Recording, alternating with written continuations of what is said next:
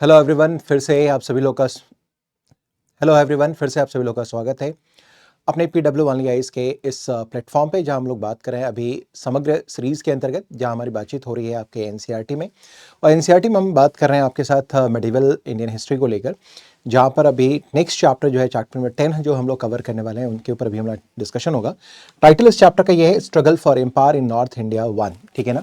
इसमें कई regional states हैं जिनके बारे में हमें बातचीत करना है। हालांकि ये पढ़ने में बहुत ज़्यादा इंटरेस्ट नहीं आता है, लेकिन विश्वास जानिए बहुत ही इंपॉर्टेंट टॉपिक है आपके लिए। रीजनल स्टेट्स जो है अक्सर यहाँ से प्रश्न आपके एग्जामिनेशन में आपको देखने को मिलता है, यूपीएससी में भी पूछा जा रहा है और आपकी जो स्टेट पीसीएस है वहाँ से भी सवाल यहाँ पे आपको अक्सर देखने को मिलता है। खास करके हम लोग बात करें तो यूपी पीसीएस में यहाँ से सवाल अक्सर आपको देखने को मिलेंगे, बिहार में देखने को मिलेंगे, उत्तराखंड में भी सवाल कई बार देखने को मिला है। तो ये जो है काफ़ी महत्वपूर्ण है, खास करके यूपी पीसीएस में तो कई बार देखने को मिला है। यूपीएससी भी पूछता है, यूपी पीसीएस भी अक्सर यहाँ से प्रश्न पूछता है। तो इस टॉपिक को भी हम लोग करने की कोशिश करेंगे। हालांकि ये फैक्चुअल नेचर का है, लेकिन फिर भी जितना संभव हो सकता है उतना मैं इसे विश्लेषण के साथ, एनालिटिकल अप्रोच के साथ आपको मैं बताने और समझाने की कोशिश करूंगा। साथ ही साथ इसको बहुत ही सिंपल तरीके से आपके सामने रखने की कोशिश भी करूंगा और आशा है कि ये जो आपका चैप्टर है वो भी अन्य चैप्टर की तरीके से आपके लिए काफ़ी ज़्यादा उपयोगी हो, लाभदायक हो, इसकी भी हम कोशिश पूरी करेंगे। तो आइए आगे बढ़ने से पहले ये कुछ विज्ञापन हैं अपनी संस्था की तरफ से, जिसको यहाँ पर आप देख पा रहे हैं, ये आपके लिए ही है। और ये है आपके पास संकल्प यूपीएससी बैच 2000, संकल्प यूपीएससी बैच है, प्रारंभ बैच है, यूपीएससी प्रारंभ बैच है, एक्सेट्रास, ठीक है। ये आप यहाँ से देख सकते हैं। यूपीएससी प्रीलिम्स का क्रैश कोर्स भी चल रहा है जो 8 जनवरी को शुरू हुआ था एंड स्टिल गोइंग ऑन। इसके ये फीचर्स हैं जिसको कि आप बोर्ड से आप देख सकते हैं, ठीक है।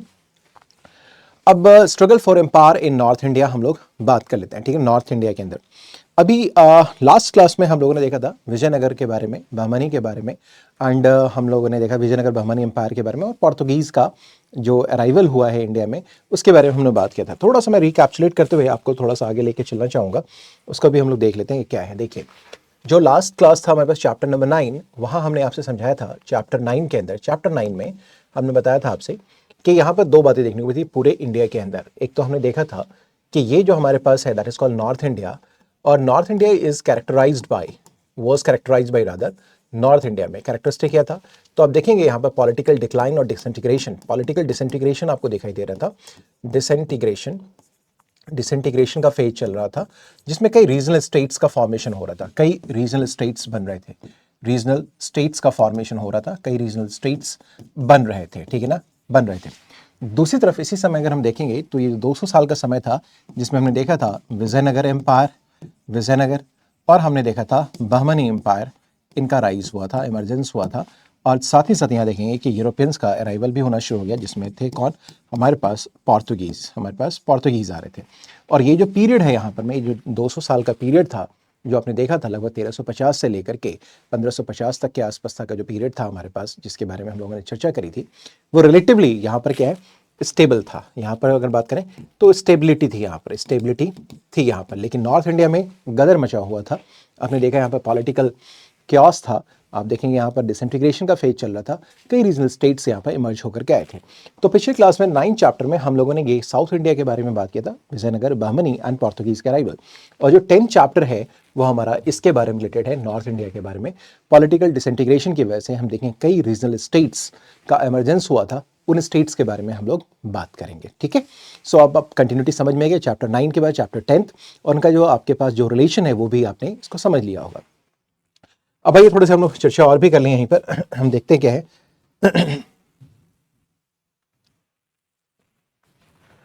हम देखते हैं क्या कि नॉर्थ में आपने ये देखा था, नॉर्थ में आपने देखा कि ये जो समय चल रहा है ये है हमारे पास दिल्ली सल्तनत का। दिल्ली सल्तनत है हमारे पास। दिल्ली सल्तनत में हम देखेंगे क्या कि ग्रेजुअली यहाँ का क्या होता है, इसका जो है राइज मतलब अपना इसका एक्सपेंशन होता चला जा रहा है। और अपने जेनिथ पे अगर हम लोग देखेंगे तो हम देखेंगे क्या, ये जो है तुगलक का टाइम, जो पीरियड है तुगलक, और खास करके हम लोग बात करें तो MBT मोहम्मद बिन तुगलक के समय अपने शिखर पे होता है। ये इसका पिनाकल है, इसका आप देखें शिखर है, समिट है। और मोहम्मद बिन तुगलक के समय ही हम देखते हैं कि इसके अंदर डिक्लाइन होना शुरू हो जाता है और जो क्रमशः ग्रेजुअली वो क्या होता है, वो डिक्लाइन करता चला जाता है और फाइनली बिल्कुल श्रिंक कर जाता है। और बाद में ये रास्ता देता है किसके लिए, मुगल इस्टेब्लिशमेंट के लिए, मुगलों के स्थापना के लिए, ठीक है। तो अभी हम देखेंगे क्या कि इस दौरान कई रीजनल स्टेट्स, एक तो दिल्ली सल्तनत है जो आपको दिखाई दे रहा है, और इसी बीच में कई रीजनल स्टेट्स का फॉर्मेशन हो रहा है, ठीक है ना, कई रीजनल स्टेट्स का फॉर्मेशन हो रहा है। खास करके हम देखेंगे कब, जब मोहम्मद बिन तुगलक का समय है, इसमें देखें कई स्टेट्स यहाँ से निकल करके बाहर निकल रहे हैं, जो प्रांतीय स्टेट्स थे, कभी जो पार्ट थे सल्तनत के, वो बाहर निकल रहे हैं और जो है सो अपना इंडिपेंडेंस क्लेम करते चले जा रहे हैं और रीजनल स्टेट्स के रूप में स्टैब्लिश होते चले जा रहे हैं। सो हमें इन रीजनल स्टेट्स के बारे में बात करना है, ठीक है। हमने ये देखा था कि मोहम्मद बिन तुगलक के समय में जो पहला स्टेट्स, अगर हम लोग बात करेंगे कोई पहला स्टेट्स अगर आपका जो है वो अगर फॉर्म हो रहा है रीजनल स्टेट्स के रूप में स्टैब्लिश हो रहा है, तो वो था दक्कनी स्टेट्स, ठीक है ना। और दक्कन में जो हम देखेंगे जो फर्स्ट स्टेट्स थे हमारे पास, जिसकी चर्चा ऑलरेडी हो चुकी है, फर्स्ट स्टेट्स थे हमारे पास जो थे वो कहाँ, इन दक्कन, दक्कन में थे। और दक्कन में अगर हम लोग बात करें तो ये हमारे पास थे कौन, विजयनगर, 1336 आपको याद होगा, विजयनगर 1336 में स्टैब्लिश हुआ था, 1336 के अंदर। एंड देन हमारे पास था क्या, बहमनी, हम देखेंगे बहमनी, दैट इज कॉल्ड 1347, ठीक है। तो हमने देखा जो फर्स्ट स्टेट थे जो कि आपका देखेंगे दिल्ली सल्तनत से अलग हुआ है, वो है दक्कनी स्टेट्स। और दक्कनी स्टेट्स में अगर हम लोग बात करें तो हमारे पास विजयनगर का स्टेट बन रहा है, एंड देन हमारे पास बहमनी का स्टेट बन रहा है। इसके अलावा अगर हम देखें तो कहानी कुछ और भी है जिसके बारे में हमें चर्चा करनी है। हम देखें तो हमारे पास बंगाल भी फ्री होगा, और बंगाल का जो डायनामिक्स है या इसका जो रिलेशन है वो हमें दो जगह भी देखना होगा। एक देखना होगा अहोम के साथ, अहोम किंगडम के साथ, that is called Assam, Assam के साथ भी देखना होगा कॉन्फ्लिक्टिंग में। एंड दूसरा यहीं पर हमारे पास क्या है, उड़ीसा है, उड़ीसा के साथ भी देखेंगे जहाँ पर गंग है, एंड देन गजपति है। यहाँ पर देखेंगे उड़ीसा के अंदर हमारे पास जो डायनेस्टी है, एक है Ganga dynasty, Ganga dynasty number 1, and number 2 हमारे पास है गजपति डायनेस्टी। छोटे छोटे स्टेट्स डायनेस्टीज हैं, इनके बारे में थोड़ी सी चर्चा करनी होगी इन रिलेशन टू बंगाल। ये बात समझ पा रहे हैं। बंगाल के बाद अगर हम लोग आए तो हम देखते क्या है कि टुवर्ड्स वेस्ट कह लीजिए या नॉर्थ वेस्ट कह लें, हम लोग हैं वेस्ट में कह लें तो हमारे पास नॉर्थ वेस्ट कह सकते हैं हम लोग हैं, एंड या हम लोग कह लें वेस्ट की तरफ अगर हम लोग बात करें, वेस्ट में अगर बात करें तो हमारे पास यहाँ पर क्या है, यहाँ पर हमारे पास है वो गुजरात के बारे में चर्चा करें, गुजरात। फिर हम लोग बात करें मालवा, ठीक है, एंड देन मेवाड़, मेवाड़। इन 3 स्टेट्स के बारे में हमें बात करना होगा, गुजरात, मालवा एंड मेवाड़। ये रीजनल स्टेट्स का फॉर्मेशन हो रहा है, ठीक है। इसके अलावा अगर हम ईस्ट में अगर आते हैं तो हमारे पास क्या होता है, ईस्ट के अंदर ही हमारे पास एक लेटेड डेवलपमेंट है, वो है सरकी डायनेस्टी का, सरकी डायनेस्टी, सरकी डायनेस्टी। सरकी जो डायनेस्टी है वो कहाँ है, ईस्टर्न उत्तर प्रदेश में, जो कि जौनपुर में आता है, सरकी डायनेस्टी, ठीक है। इसके बारे में भी हम लोग बात करेंगे थोड़ा सा। एंड देन हमारे पास नॉर्थ में भी एक स्टेट है जिसका नाम है कश्मीर, इसके बारे में बात करना है। सो ये वो स्टेट्स है जिनके बारे में हमें चर्चा करना होगा, और इनकी समझ अगर हम लोग विकसित कर लेते हैं तो हम लोग समझ पाएंगे कि किस तरीके से जो विजयनगर और बहमनी के बाद हम देखते हैं नॉर्थ इंडिया का जो पॉलिटिकल सिचुएशन था, या कहे तो हम पैरेलली जो सिचुएशन था वहाँ पर में विजयनगर और बहमनी के साथ साथ अगर हम लोग बात करें तो ये जो 200 साल का समय है, लगभग 1350 से लेकर के लगभग 1500 तक का समय कह लीजिए, 1550 तक का लार्जली आप समय कह लीजिए, ये 200 साल के अंदर नॉर्थ इंडिया में का जो कंडीशन है वो उसको पूरी तरीके से बयां करने की कोशिश करता है, ठीक है। इतनी बात समझ पा रहे हैं। तो ये जो चैप्टर आपके पास है वो इस चैप्टर में इतने सारे स्टेट्स के बारे में हमें बात करना है। निस्संदेह there is no doubt at all, अगर हम लोग बात करें यहाँ पर में तो ये छोटे छोटे स्टेट्स हैं जो फैक्चुअली डेफिनेटली फैक्ट से लोडेड होंगे, बट फिर भी मैं कोशिश करूंगा कि जितना सरल हो सके, जितना सिंप्लीफाई कर सकूं मैं आपके लिए और इजीली आपके दिमाग में बातें बैठ जाए, वो मेरी चेष्टा यहाँ पर होगी। अगेन आगे बढ़ने से पहले इस चैप्टर को हल्के में मत लीजिएगा, क्योंकि यहाँ से क्वेश्चन अक्सर एग्जामिनेशंस में रहते ही हैं, ठीक है ना। So you cannot afford to compromise this chapter, that is very much important, although it is loaded with the facts, but there is no doubt that it is less important than the previous chapters, ठीक है, rather it is more important, ठीक है। Now, so coming to the topic. So introduction देखें, eastern India में बंगाल करना है, असम, उड़ीसा हमने बात ही करा, इन रिलेशन टू बंगाल देखेंगे। वेस्टर्न इंडिया में गुजरात, मालवा एंड मेवाड़ करना है, Mewar that is in Rajputana. Mahmud Begarha जो कि गुजरात से ही आते हैं, इसी के सीक्वेंस के रूप में हमें देखना है। मालवा एंड मेवाड़ के बारे में हमें डिटेल्स में यहाँ से यही बात करना है, हमें ये टॉपिक देखना है। And north west India, north India में हमने बताया आपसे कि हमें क्या करना है, गुजरात के बारे में थोड़ी सी चर्चा करनी पड़ेगी, ठीक है। सो आइए एक एक करके हम यहाँ पर देखना शुरू करते हैं कि क्या क्या हमें कवर करना है, ठीक है। अब देखिए क्या होता है कि हमने देखा था कि एक साम्राज्य निर्माण की प्रक्रिया में in the process of the formation of an empire, in under Delhi Sultanat हम देखते क्या है कि ये दिल्ली सल्तनत अपने जेनिथ को यानी कि अपने चरमोत्कर्ष को अचीव करता है, अटेन करता है during the time of Mohammad bin Tughlaq. हमने देखा था ये। लेकिन होता क्या है कि तुगलक डायनेस्टी में हमने देखा कि मोहम्मद बिन तुगलक के समय से ही डिसइंटीग्रेशन का प्रोसेस शुरू भी हो गया था। डिक्लाइन और डिसइंटीग्रेशन दोनों होते चले जा रहे थे। इस प्रक्रिया को अगर हम बात करें, इस प्रोसेस को तीव्रता प्रदान की गई 1398 के तैमूर लंग के आक्रमण के बाद से। यानी कि तैमूर लंग का जब आक्रमण होता है 1398 में दिल्ली के ऊपर में, तो उसके बाद देखेंगे पूरा पॉलिटिकल क्योस दिखाई देता है। पॉलिटिकल डिसइंटीग्रेशन का जो प्रोसेस था, यानी कि राजनीतिक विखंडीकरण की जो प्रक्रिया थी, वो काफी तीव्र हो गई। It become very intensified, it become very steep now. ठीक है, तो हम देखते क्या है कि जो वीकनेस है दिल्ली सल्तनत का, दैट बिकम एक्सपोज्ड। ठीक है, ये एक्सपोज हो गया तैमूर लंग के आक्रमण के बाद। जो दिल्ली सल्तनत की जो कमजोरी थी वो उजागर हो गई, वो स्पष्ट हो गई 1398 में तैमूर लंग के आक्रमण के बाद से। ठीक है, और हम देखेंगे क्या, इसके बाद कई सेवरल स्टेट्स जो है, यानी कई स्टेट्स, कई राज्य जो है वो धीरे धीरे अपना जो है इंडिपेंडेंस प्रोक्लेम करना शुरू करेंगे। और जो तुगलक डायनेस्टी है, जो उसके किंग्स हैं, उनका वीकनेस पूरी तरीके से हमारे सामने आ गया।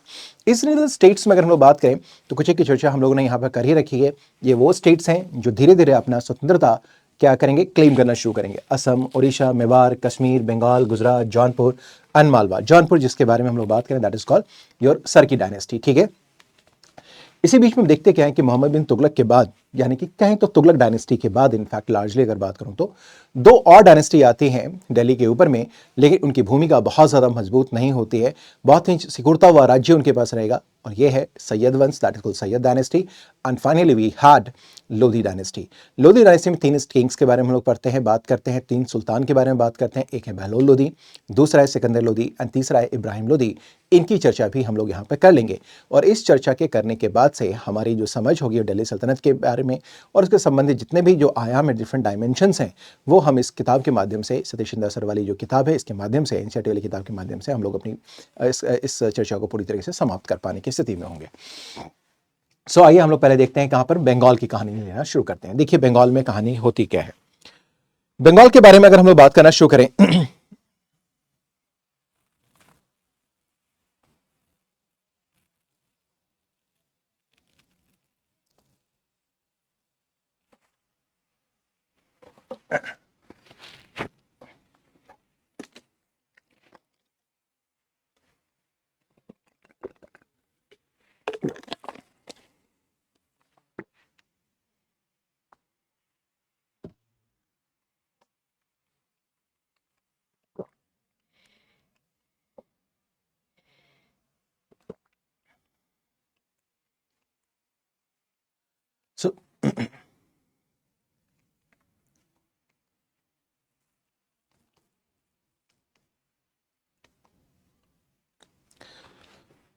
कहानी हम लोग शुरू करते हैं बंगाल से। कहानी हमारी शुरू होती है। देखिए क्या है, हम लोग बात करें तो बात करते हैं कि जो बंगाल है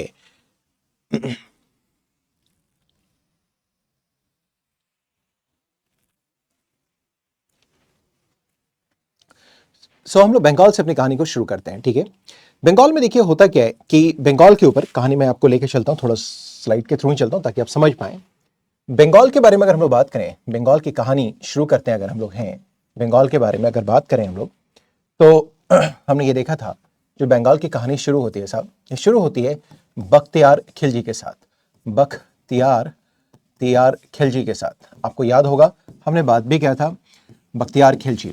Bakhtiyar Khilji was one of the military commanders of Mohammad Ghori. जिस तरीके से मोहम्मद गोरी के कई मिलिट्री कमांडर्स थे, उनमें एक ऐबक था तो दूसरा हमारे पास बख्तियार खिलजी भी था। Bakhtiyar Khilji was a bit ambitious, जो क्या करता है कि नॉर्थ वेस्ट इंडिया होता हुआ पूरा का पूरा गंगेटिक वैली में आता है, और वो जो है सो यूपी बिहार होता हुआ बंगाल तक पहुंच जाता है। बंगाल में इसमें सेन वंश का शासन चल रहा होता था। सेन वंश was ruling in Bengal and the ruler was Lakshman Sena. ठीक है, जिसको कि ये क्या करता है, वहां से हटा देता है, भगा देता है। ठीक है, और बंगाल में जो है हिंदू डायनेस्टी का अंत होता है, हिंदू वंश की समाप्ति होती है, और जो है वहां आप देखेंगे इस्लामिक स्टेट का फॉर्मेशन होना शुरू हो जाता है। तो बख्तियार खिलजी यहाँ आता है, लेकिन उसका जो प्राइमरी उद्देश्य था वो था प्लंडरिंग का, लेकिन उसने यहाँ पर स्टेट को भी फॉर्म कर दिया था। ठीक है, इसके बाद हम देखते हैं कि बंगाल की कहानी में एक दूसरा आयाम जुड़ा जब आता है बलवन का समय। बलवन के समय हम देखेंगे कि जो बंगाल है वो अपना इंडिपेंडेंस क्लेम कर देता है, इंडिपेंडेंस क्लेम कर देगा, इंडिपेंडेंस क्लेम कर देता है। ठीक है ना, यानी एक तरीके से हम लोग बात करें जो बंगाल है वो सल्तनत से लगभग स्वतंत्र हो गया बलवन के समय में। हालांकि आगे चल करके कई प्रयास किए गए, मोहम्मद बिन तुगलक के समय प्रयास हुआ, उसके बाद हम देखेंगे कि फिरोज शाह ने फाइनली, तुगलक ने इसके लिए प्रयास किया, इवन एफएसटी ने भी प्रयास किया, फिरोज शाह तुगलक ने भी प्रयास किया, दो प्रयास किए, दो एफर्ट्स लिए, 2 एफर्ट्स उसने लिए थे, एफर्ट्स लिया इसने, ठीक है ना, कि बंगाल को वापस से क्या क्या कैप्चर किया जा सके। बट ये दोनों के दोनों एफर्ट जो थे वो उसके फेल कर गए, ठीक है, फेलियर हो गए, ठीक है। इतनी बातें समझ पा रहे, बंगाल की कहानी कुछ इस तरीके से है। लेकिन इसी बीच हम देखेंगे जो बंगाल का शासन जब चल रहा था तो इसके 2 कैपिटल थे, गौर और पांडुआ, ठीक है ना। अब हम बात करते हैं बंगाल के बारे में, बंगाल की कहानी के बारे में हम लोग बात करें तो इसके 2 कैपिटल बने ओवर द टाइम, ठीक है ना। एक है पांडुआ एंड दूसरा है हमारे पास दैट इज कॉल्ड गौर, ठीक है ना। Pandua and another one is your Gaur, ठीक है। और ये जो है ये अपने मैग्निफिसेंट बिल्डिंग्स के लिए और अपने कल्चरल एक्टिविटीज के लिए जाने जाते हैं। So now I am coming to the slides, ठीक है। तो हमने देखा ये जो है, सो हमने ये देखा था यहाँ पर जो हमने बात करी, Bengal often gain independence from Delhi's control, ये हमेशा होता रहा। फिरोज शाह के तुगलक के समय में इसे कोशिश की गई वापस से मिलाने की, लेकिन ये हुआ नहीं, ठीक है ना। Firoz occupied Pandua facing Ilyas into the Ekdala etcetera, ठीक है ना, हम देखेंगे। लेकिन फाइनली फिर इसके हाथ से भी निकल के चला जाता, फिरोज तुगलक के हाथ से भी निकल के बंगाल चला जाता है, ठीक है ना। बंगाल के बारे में अगर हम लोग बात करें तो हम देखेंगे क्या कि जब फिरोज शाह तुगलक का समय आया और जब उसने 2 असफल प्रयास किए बंगाल को जीतने का, उसके बाद लगभग 200 सालों तक, मतलब कि नॉट बिफोर जो है अराइवल ऑफ मुगल्स, ठीक है ना, हम देखेंगे बंगाल अपनी स्वतंत्र स्थिति में बना रहता है, ठीक है, रहा यहाँ पर में। और मुगल ने इन्वेड किया 1538 में, यानी कि फिरोज शाह तुगलक के बाद बंगाल के अंदर हम देखेंगे कि अगर कोई आ रहा है तो वह मुगल्स की कहानी यहाँ शुरू होती है 1538 के अंदर, ending the period of peace. यानी कि तब से लेकर के, यानी कि फिरोज शाह तुगलक के समय से लेकर के अगर हम लोग बात करें तो हुमायूं तक का जो समय रहा है, इनिशियल पीरियड, जब तक वो एग्जाइल में नहीं जाता तब तक ऑलमोस्ट यहाँ पर शांति बनी हुई थी। लेकिन जब शेरशाह का राइज होना शुरू हो जाएगा, शेरशाह यहाँ पर में जब आना शुरू हो जाएगा तो बंगाल में फिर से हलचल की शुरुआत हो जाएगी, हलचल शुरू हो जाएगी। यानी कि एफएसटी के समय से लेकर के अगर हम लोग बात करें तो शेरशाह सूरी कह लीजिए, और इसी के पैरेलली अगर हम बात करें तो हुमायूं के समय तक हम देखेंगे कि बंगाल के अंदर में शांति व्यवस्था बनी रहती है, ठीक है ना।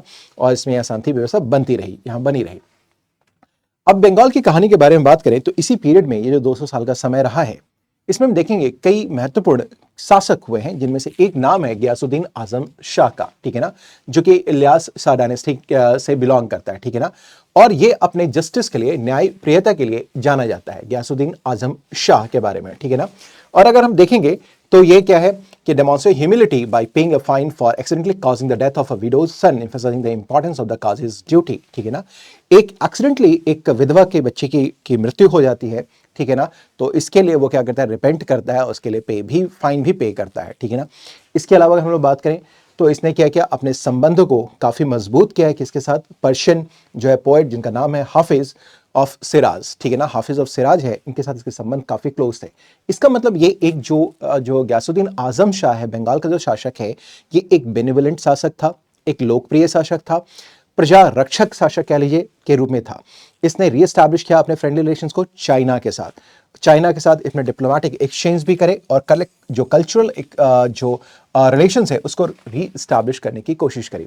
यानी कि गयासुद्दीन आजम शाह के समय हम देखेंगे क्या कि केवल it was not a period of benevolence, rather it was a period जब हम देखते हैं कि डिप्लोमेटिक टाइज भी काफी स्ट्रांग होते हैं, स्पेशली विद द चाइना, ठीक है ना, चाइना के साथ काफी अच्छे संबंध होते हैं, ठीक है। Sent envoy to Chinese, और इसने क्या किया, चाइना में भी क्या किया, अपना एक दूत भेजा था, ठीक है ना, कुछ गिफ्ट के साथ, वो reciprocated with the gifts under request for Buddhist Monks. साथ में जब यहाँ से उसके डेलीगेट्स गए थे, तो डेलीगेट्स जब चाइना गए आजम शाह के, तो वहाँ से चाइना का जो रूलर था उसने ये रिक्वेस्ट करा कि कुछ बुद्धिस्ट मॉन्क को भी चाइना भेजा जाए, क्योंकि आप जानते हैं कि बौद्ध धर्म की उत्पत्ति इंडिया में होती है, लेकिन बौद्ध धर्म जो है अशोक के समय से ही जो है दूर देशों में भी जाने लगा, चाइना तक भी इसका प्रचार होता है। इसलिए चाइना में जब बौद्ध धर्म का धीरे धीरे वहाँ पर फैलाव हुआ तो उनकी आशा थी कि बौद्ध धर्म के जानकार जो हैं, जो बौद्ध भिक्षु हैं, वो चाइना में आते रहें और यहाँ पर बुद्धिज्म को वो क्या करें, प्रमोट करते रहें, ठीक है। तो इसी प्रोसेस में आजम शाह से रिक्वेस्ट किया गया था कि आप हमें क्या करें, कुछ एक बुद्धिस्ट मॉन्क को भी यहाँ से भेजें। तो ये कहानी हमारे पास कुछ होती है। अब कहानी क्या है कि बंगाल में एक बहुत ही इंपॉर्टेंट पोर्ट है जिसका नाम है चिटगांग पोर्ट, ठीक है ना। सो हम देखेंगे इस चिटगांग पोर्ट के बारे में हम लोग थोड़ी सी चर्चा कर लेते हैं, दैट इज इंपॉर्टेंट वन, ठीक है ना। अब हम देखेंगे क्या कि दिस कोलैबोरेशन का मतलब क्या है कि आजम शाह के समय जो चाइना के साथ जो रिलेशन स्टैब्लिश हुआ था, ठीक है ना, suggested the persistence of Buddhism in Bengal and contributed to the growth of overseas trade. अब इस धर्म के सहारे हम देखेंगे कि बंगाल से हम देखेंगे कि जो है व्यापार बढ़ता चला गया। एक तरीके जब हमने डिप्लोमेटिक रिलेशन स्टैब्लिश किए, कल्चरल रिलेशन हमने स्टैब्लिश किया, तो इसके साथ साथ हमारा जो व्यापार और वाणिज्य है वो बंगाल में फलना फूलना शुरू हो गया। ठीक है, तो इसने क्या किया, ओवरसीज ट्रेड को भी क्या किया, इसने काफी मजबूत किया। ठीक है, China facilitated the expansion of Bengal's overseas trade. Chittagong port thrived as a trade hub with China and became crucial for re-exporting Chinese goods globally। ठीक है, सो चिटगांग पोर्ट का महत्व काफी ज्यादा बढ़ गया इस समय। चाइना के उत्पाद यानी जो प्रोडक्ट्स है वो काफी महत्वपूर्ण हो गए, और एक तरीके से हम देखेंगे यहां पर में देखेंगे कि एक तरीके का एक ट्रेड हब के रूप में चिटगांग पोर्ट डेवलप होना शुरू हो गया। ठीक है ना, आजम शाह के बाद देखेंगे कि एक छोटा सा पीरियड आता है, ब्रीफ पीरियड है हिंदू रूल का, जो है राजा गणेश का। ठीक है ना, राजा गणेश का इस पीरियड में होता है। ठीक है, opted for Muslim rule despite there Hindu heritage. और जो राजा गणेश के जो पुत्र थे उन्होंने मुस्लिम रूल को एक्सेप्ट किया, जो है सो ये एक्सेप्ट किया। तो बहुत छोटा सा पीरियड आता है राजा गणेश का, जो कि हिंदू किंग बंगाल में दिखाई देते हैं। अब कल्चरल रेनेसां हम लोग देखें किसके पास, जैसे मैं कह रहा था कि दो कैपिटल रही हैं किसकी, बंगाल की, एक है पांडुआ, दूसरा है गौर। ठीक है ना, और यहां पर हम देखेंगे क्या कि पांडुआ और गौर में बंगाल के सुल्तानों के द्वारा या शासकों के द्वारा हम बात करें तो कई महत्वपूर्ण बिल्डिंग्स बनाए गए। ठीक है ना, जो कि उनका स्टाइल जो है वो क्या, एक यूनिक स्टाइल था, एंड दैट वाज डिस्टिंक्ट, यानी कि अलग था, दिल्ली के वास्तुकला के से अलग था। ठीक है, यानी कि जो बंगाली आर्किटेक्चर है उसका डेवलपमेंट यहाँ पर आपको होता हुआ दिखाई देगा। इस डेवलपमेंट में हम देखेंगे क्या कि यहाँ पर दो इंपॉर्टेंट बिल्डिंग मटेरियल्स का यूज किया गया है। पहला तो है स्टोन का, और दूसरा हम देखेंगे ब्रिक, यानी कि केवल यहाँ पर ना तो ब्रिक है ना तो केवल स्टोन है, बल्कि यहाँ पर हम देखेंगे स्टोन और ब्रिक दोनों का यूज किया गया। साथ ही साथ हम देखेंगे जो बंगाल है ना वो बंगाली लिटरेचर के लिए भी काफी महत्वपूर्ण रहा है। इसमें देखेंगे जो बंगाली लिटरेचर भी है वो भी काफी यहाँ पर ग्रो करता है, डेवलप करता है। एक बंगाली हमारे पास पोएट है जिनका नाम है मालधर बसु। इन्हें जो है यहाँ पर बंगाली शासक हैं उनका पैट्रोनेज मिला और उनको टाइटल दिए गुणराज खां की। ये याद रखिएगा कि जो मालधर बसु हैं इनको एक टाइटल दिया गया और ये टाइटल था गुणराज खां का। ये कुछ महत्वपूर्ण बातें हैं जो आपको दिमाग में रखनी होगी। ठीक है, बंगाल में इसके बाद हम देखते हैं एक और महत्वपूर्ण शासक होता है जिसका नाम है अलाउद्दीन हुसैन शाह। ठीक है ना, अब ये देखेंगे कि जो अलाउद्दीन हुसैन शाह का जो समय रहता है वो बंगाली साहित्य के लिए और भी बहुत महत्वपूर्ण रहता है। इस समय देखेंगे जो बंगाली लिटरेचर है वो काफी ज्यादा आपका फलता फूलता हुआ नजर आता है, बंगाली लैंग्वेज एंड लिटरेचर। ठीक है ना, अलाउद्दीन हुसैन शाह के समय में। और इसमें देखेंगे famous writers thrive during this reign contributing to the language development. और इसमें कई लोगों को पैट्रोनेज दिया गया, कई विद्वानों को पैट्रोनेज दिया गया जो बंगाली के जानकार थे। और इसमें देखेंगे जो बंगाली भाषा है, लैंग्वेज है, वो काफी ज्यादा उसका ग्रोथ होता है। अब अलाउद्दीन हुसैन शाह के बारे में हमने बात किया कि अलाउद्दीन हुसैन शाह के समय बंगाली लिटरेचर या बंगाली लैंग्वेज काफी ज्यादा डेवलप होता है। ठीक है, इस पीरियड में अगर हम देखेंगे तो देखेंगे कुछ अन्य महत्वपूर्ण जो है सो बातें भी हैं अलाउद्दीन शाह के समय में, हुसैन शाह के समय में। इसमें देखिए जो लोक व्यवस्था है, लॉ एंड ऑर्डर है, वो काफी अच्छी थी। लॉ एंड ऑर्डर, ठीक है ना, वो काफी अच्छी थी, यानी कि एक तरीके से यहाँ देखेंगे कानून और व्यवस्था को यहाँ पर बनाए रखा गया, उसको रिस्टोर किया गया। ठीक है ना, साथ ही साथ जो अलाउद्दीन हुसैन शाह है वो एक टॉलरेंट था, एक लिबरल पॉलिसी को अडॉप्ट करने वाला था। ठीक है ना, लिबरल पॉलिसी को अडॉप्ट करता था और उसने अपने प्रशासनिक व्यवस्था में हिंदुओं को भी महत्वपूर्ण पद दिए थे। ही appointed Hindus on different important officers. ठीक है ना, सो हिंदूज को भी हाई ऑफिसर्स उसने प्रदान किया था। ठीक है, इसमें देखेंगे वजीर, chief physician, chief of the bodyguard and master of the mint were talented Hindus. यानी कि ये जो महत्वपूर्ण पद हैं जो आप ये देख पा रहे होंगे वो हिंदुओं को दिया गया। ठीक है ना, इसी में देखेंगे वैष्णव संत हमारे पास देखने को मिलते हैं, रूपा एंड सनातन हम देखेंगे जिनको को हाई पोस्ट दिए गए with one surviving as the sultan's private secretary. ठीक है, ये भी एक बड़ी महत्वपूर्ण बात है। तो ये आप देखेंगे ये भी कई एग्जामिनेशन रहा है कि वैष्णव संत है रूपा एंड सनातन। ठीक है ना, जिनको महत्वपूर्ण पद दिए गए, one serving as the sultan's private secretary. Alauddin Hussain का जो समय रहा है तो हम देखेंगे क्या इस समय काफी बढ़िया रेस्पेक्ट शो किया गया है, एक वेल रिवरेंस मिला है किसको, तो जो चैतन्य महाप्रभु हैं उनको दिया गया था। चैतन्य महाप्रभु के इमेज को भी आप यहाँ देख पा रहे होंगे। तो अलाउद्दीन हुसैन शाह के समय में हम देखेंगे काफी ज्यादा को वेनरेट किया गया है, वैष्णवाइट्स एंड जो चैतन्य महाप्रभु हैं उनको यहाँ पर में काफी रेस्पेक्ट भी दिया गया। अब आइए हम लोग बात करते हैं कि जैसा कि मैंने आपसे बताया भी था कि अब यहाँ पर देखेंगे जो अगर बंगाल में अगर आपके पास इंडिपेंडेंस मतलब कि इंडिपेंडेंट डायनेस्टी स्टैब्लिश अगर हो रही है बंगाल में अगर स्वतंत्र वंश की अगर स्थापना हो रही है तो निस्संदेह फिर यहाँ से बंगाल के बाद हम देखेंगे क्या है कि असम और उड़ीसा के साथ इनके कॉन्फ्लिक्ट होते रहेंगे।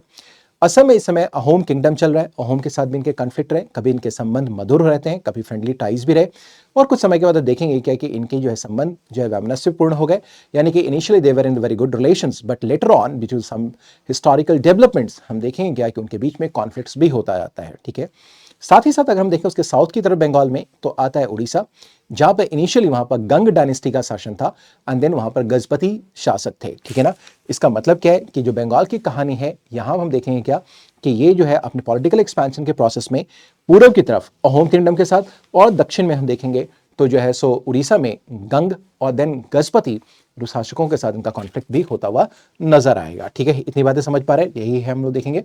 सो ये कहानी यहां पर दी गई है। ठीक है, नाउ इलियास, ये सारी बातें हो गई हमारे पास। ठीक है, अब इसके बारे में किसने क्या किया इतना इंपॉर्टेंट नहीं है, इसके बारे में हम लोग बात कर लेते हैं।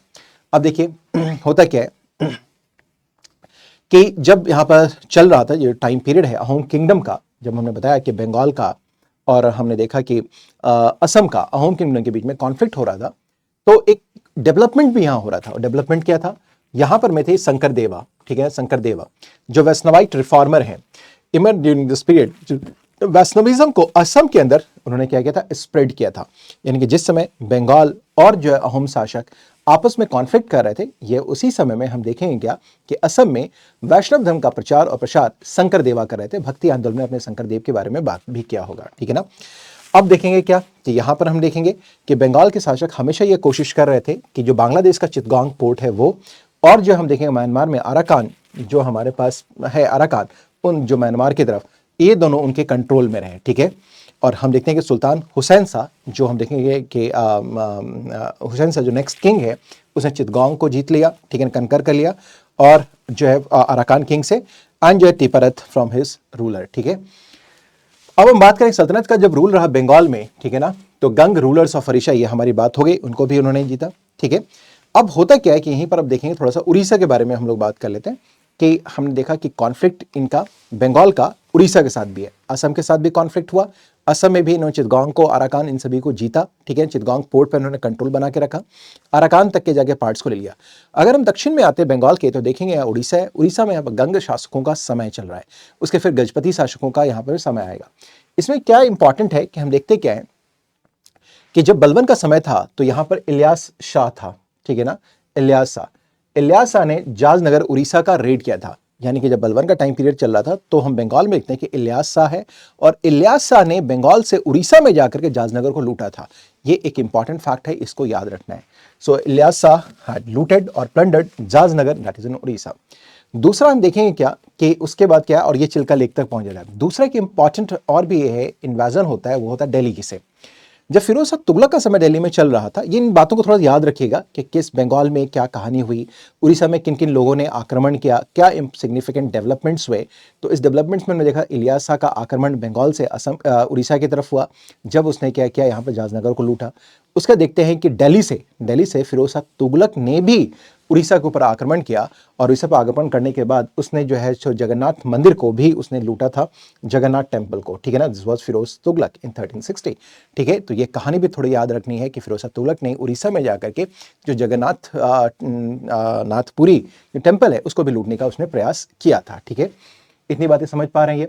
अब गजपति डायनेस्टी हमने बताया था कि गजपति जो डायनेस्टी है वो कहाँ है, उड़ीसा के अंदर। थोड़ी सी बात कर लेते हैं, जो गजपति शासक हैं वो हैं कौन, वो एक्चुअली बहुत बड़े बिल्डर्स हैं, यानी कि उन्होंने अपने यहाँ कई निर्माण का कार्य किया, साथ ही साथ they were the great warriors also. ठीक है, इतनी बातें समझ पा रहे हैं, तो ये बातें थोड़ी सी याद हमें यहाँ रखनी होगी। और ये जो गजपति हैं जो कि आपने देखा था कि ये उड़ीसा का रीजन है, और यहीं पर बहमनी और विजयनगर होगा, तो इन गजपति शासक का जो है हम देखेंगे साउथवर्ड जब इनका पॉलिटिकल एक्सपेंशन होगा तो विजयनगर और बहमनी के साथ इनके कॉन्फ्लिक्ट्स भी उभर करके यहाँ पर आएंगे। ठीक है, इतनी बातें हो गई, ये बातें हो गई। उड़ीसा में देखें गंग के बाद हमारे पास आते हैं कौन, गजपति डायनेस्टी, और इनका जो कॉन्फ्लिक्ट है वो किसका, विजयनगर और बहमनी के साथ कंटिन्यू चलता रहता है। ये बातें हो गई हमारे पास। अब आइए तो बंगाल की कहानी की। बंगाल को हमने समझ लिया कि बंगाल की कहानी कैसे हुई, बंगाल कब स्वतंत्र हुआ, बलबन के समय से स्वतंत्र होना शुरू हो गया। बलबन में देखेंगे, बलबन से पहले भी बख्तियार खिलजी से हमने शुरू किया था कि बख्तियार खिलजी के साथ ही इस्लाम का प्रचार और प्रसार कहाँ होता है, बंगाल के अंदर होता है। ठीक है, और लास्ट जो हिंदू जो शासक थे वहाँ पर लक्ष्मण सेन एक तरीके से, बस छोटा शासक एक और बने हैं छोटे समय के लिए, जिनके बारे में हमने चर्चा भी करी है।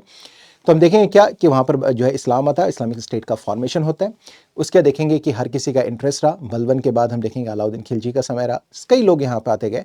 और उसके बाद हम देखेंगे जो है सो फिरोज शाह तुगलक ने भी जो है जो बंगाल इसको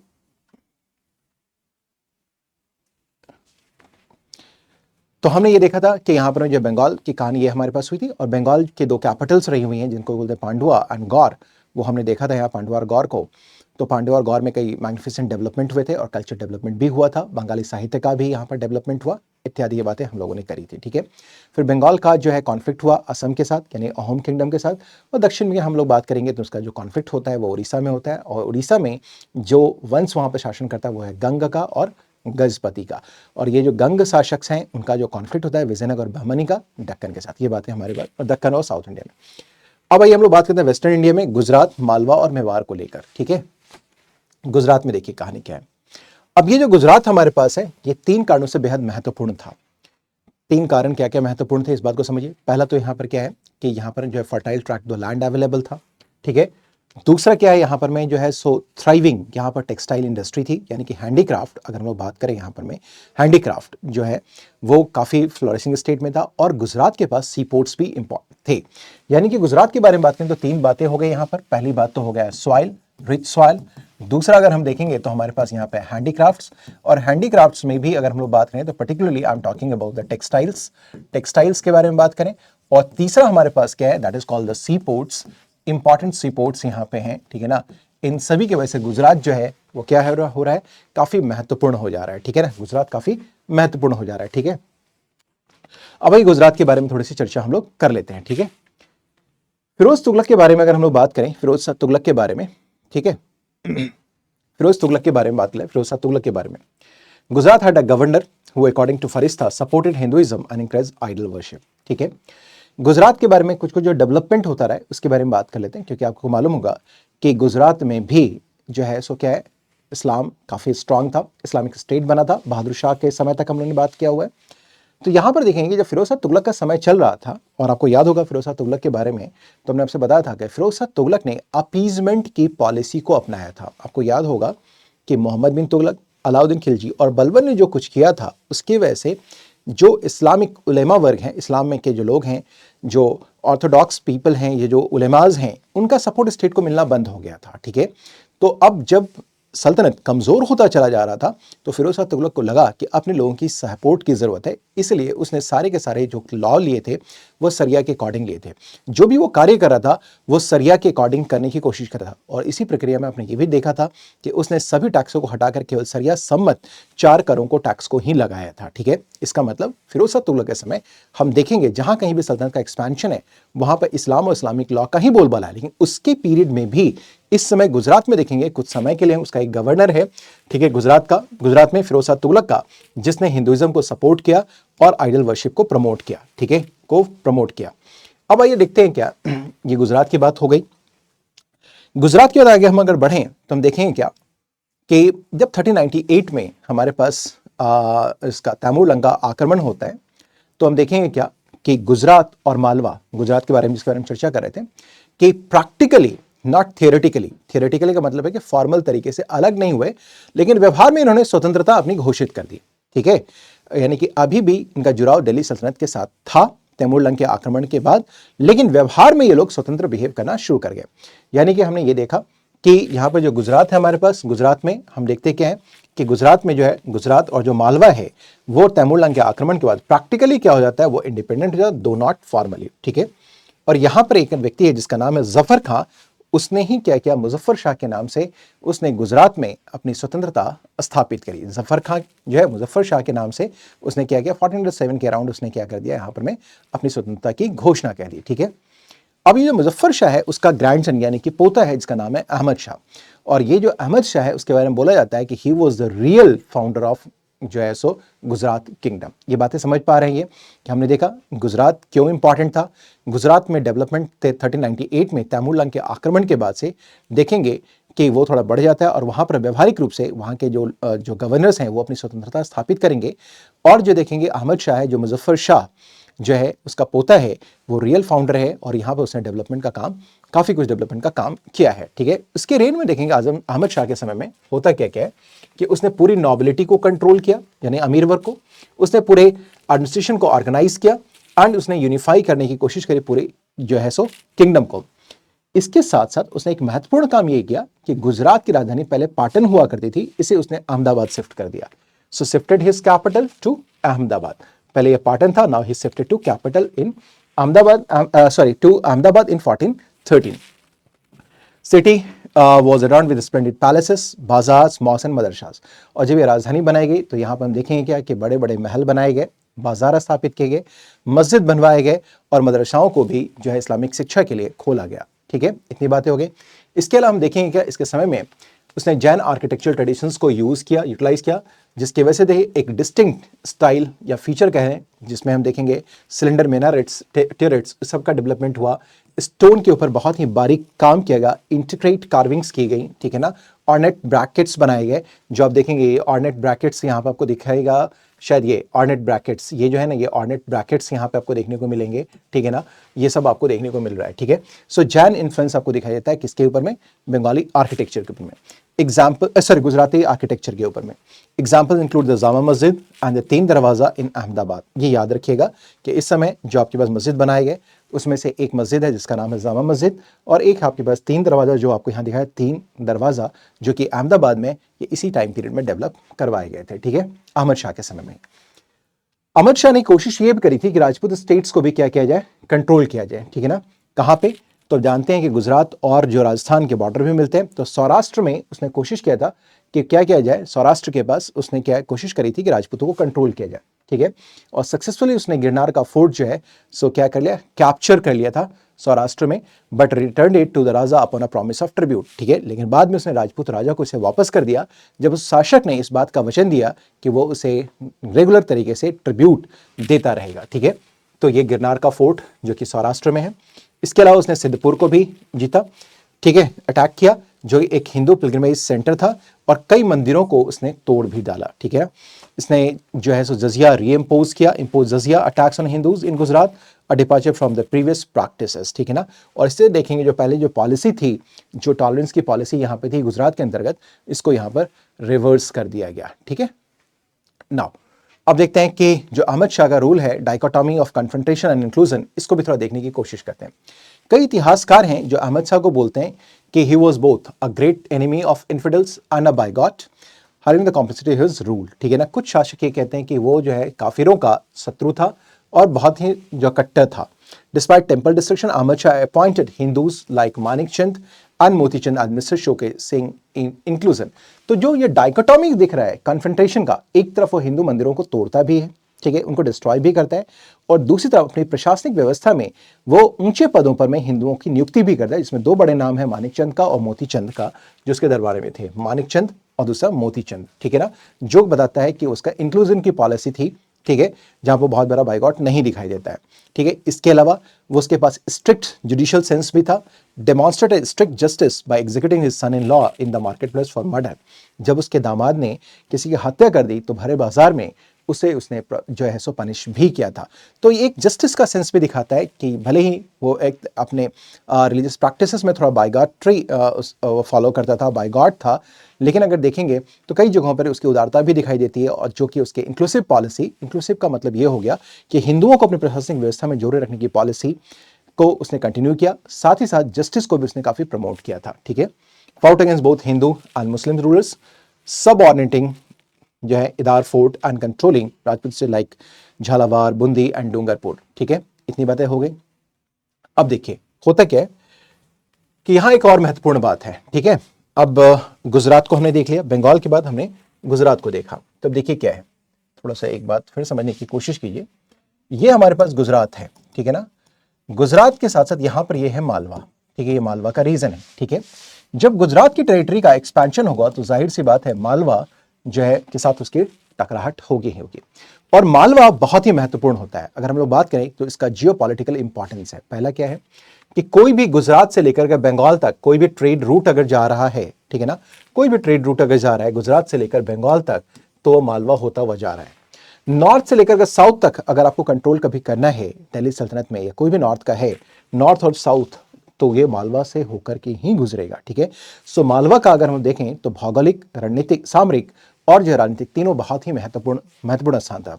तो हर कोई लगातार ये कोशिश कर रहा था कि मालवा में को कंट्रोल करे, और मालवा के अंदर भी स्वतंत्रता की भावना थी। जो आपको मैंने बताया कि तैमूरलंग के आक्रमण के बाद व्यवहारिक रूप से मालवा भी स्वतंत्र हो गया था। तो गुजरात और मालवा इन दोनों के बीच में टकराहट जो है सो वो अपरिहार्य था, इनएविटेबल था, जिसका होना ही तय था, ठीक है। Is it clear? इतनी बातें हम समझ पा रहे हैं। So Malwa and Gujarat long standing rivals ये थे, इनके बीच में हमेशा कॉन्फ्लिक्ट होता रह रहा था। ये बातें यहां पर बताई गई हैं कि इसके पीछे का रीजन क्या है, ठीक है। अब आइए हम लोग बात करते हैं महमूद बेगरा के बारे में, जो गुजरात की ही कहानी है।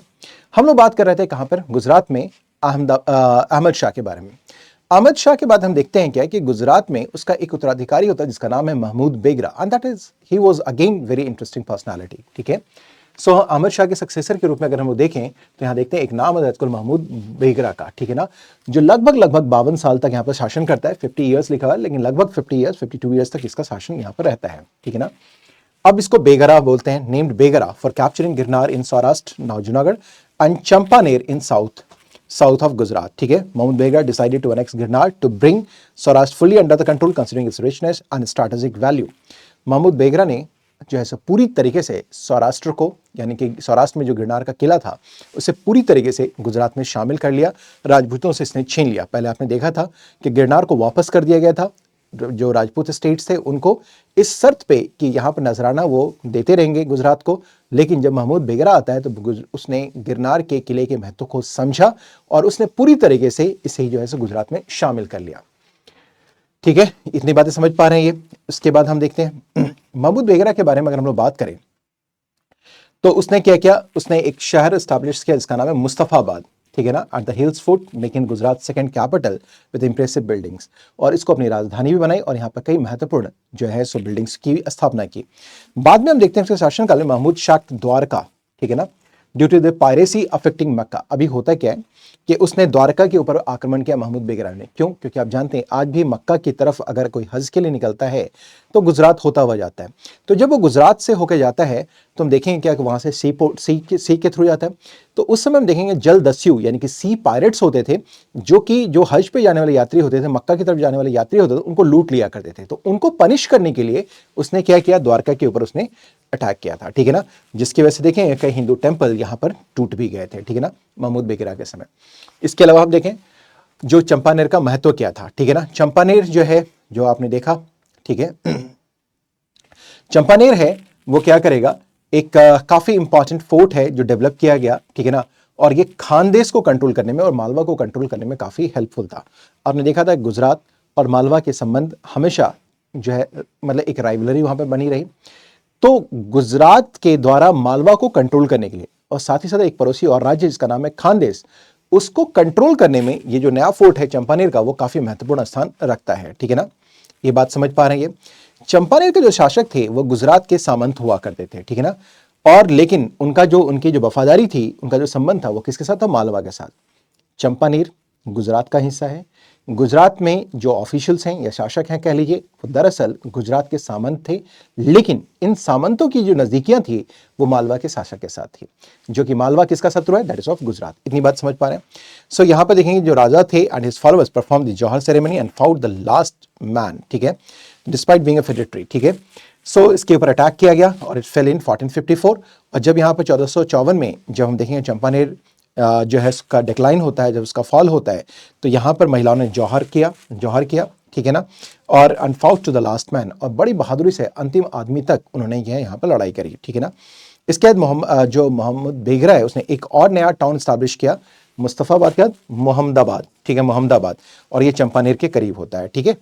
चलिए चंपानेर के बारे में बात करें तो आज इसके खंड जो है जो अवशेष है वो आपको देखने को मिलेंगे। Now it's ruins, notable Jama Masjid जो विद जैन आर्किटेक्चर इन्फ्लुएंस, यहाँ आपको हमने पहले ही बता रखा है कि गुजरात में जो भी आर्किटेक्चरल डेवलपमेंट हुआ वहाँ पर जैना आर्किटेक्चर का इन्फ्लुएंस आपको देखने को मिलेगा। और ये you can see well in Champaner, हालांकि ये अपने विध्वंस अवस्था में, लेकिन इसके बावजूद भी यहाँ पर जो स्टोन क्राफ्ट्समैनशिप है वो भी काफ़ी अव्वल दर्जे का देखने को मिला था, ठीक है ना, स्टोन क्राफ्ट्समैनशिप।